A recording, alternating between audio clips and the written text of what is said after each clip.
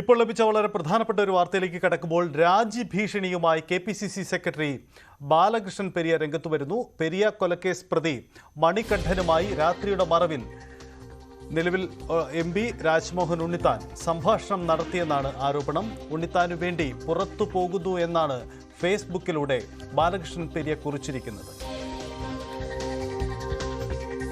വളരെ പ്രധാനപ്പെട്ട ഒരു നീക്കമാണ് കാസർഗോഡുമായി ബന്ധപ്പെട്ട് ഉയരുന്നത്. കെ.വി. ബൈജു നമുക്കൊപ്പം ചേരുന്നുണ്ട്. ബൈജു, വളരെ പ്രധാനപ്പെട്ട ആരോപണം ബാലകൃഷ്ണൻ പെരിയ ഉന്നയിക്കുമ്പോൾ എന്താണ് ഇതിന്റെ പശ്ചാത്തലം, എന്താണ് അവിടുത്തെ സാഹചര്യം?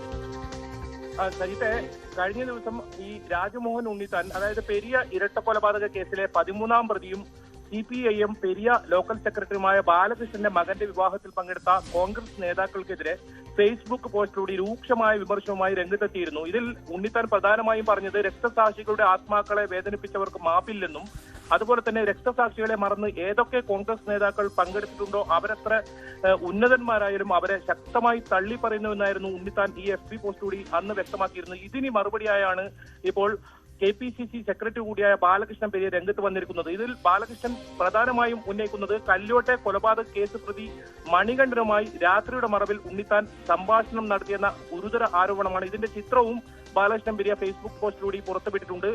അതുമാത്രമല്ല, ഈ നിയമസഭാ തെരഞ്ഞെടുപ്പിൽ ഉദമ സ്ഥാനാർത്ഥിയായിരുന്നു ബാലകൃഷ്ണൻ പെരിയ. അന്ന് തന്നെ പരാജയപ്പെടുത്താൻ ഉണ്ണിത്താൻ ശ്രമിച്ചു എന്നൊരു ആരോപണവും ഇപ്പോൾ ഈ ഫേസ്ബുക്ക് പോസ്റ്റിലൂടെ ഉന്നയിക്കുന്നുണ്ട്.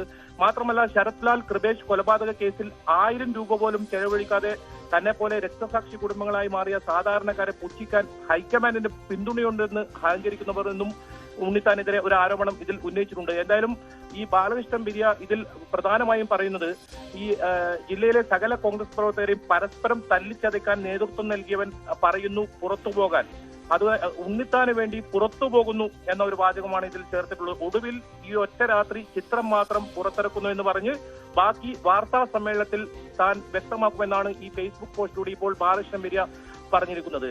TG.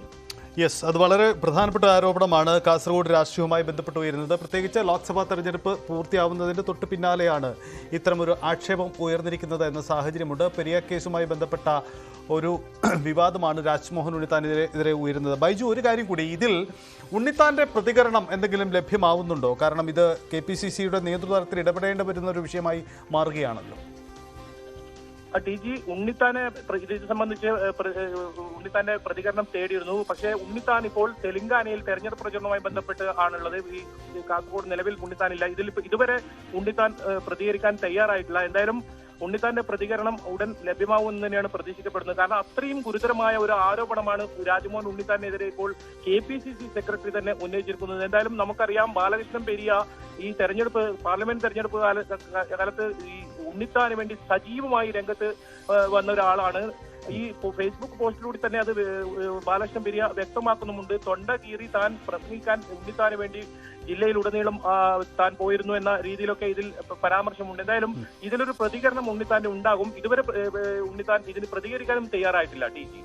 യെസ്, അതാണ് സാഹചര്യം. എന്തായാലും ബൈജു, നാളെ ഇതിന്റെ തുടർച്ചകൾ ഉണ്ടാകുമെന്ന് ഉറപ്പാണ്. അത്തരത്തിലുള്ള പ്രതികരണങ്ങൾ ഉണ്ടാകും. കാരണം പെരിയ ഇരട്ട കൊലപാതക കേസ് കോൺഗ്രസിനെ സംബന്ധിച്ച് രക്തസാക്ഷി വിഷയമാണ്. അവരെ സംബന്ധിച്ച് ഏറെ ചർച്ച ചെയ്യപ്പെട്ടതാണ്. അതുകൊണ്ട് ഈ വിഷയത്തിൽ പ്രതികളുമായി അവിടുത്തെ MPക്ക് പ്രധാനപ്പെട്ട കോൺഗ്രസ് നേതാവിന് ബന്ധമുണ്ട് എന്ന ആക്ഷേപം സ്വന്തം ചേരിയിൽ തന്നെ ഉയരുന്നുണ്ട്. നാളെ അടക്കം അതിൻ്റെ തുടർ പ്രതികരണങ്ങൾ നമുക്ക് പ്രതീക്ഷിക്കാം.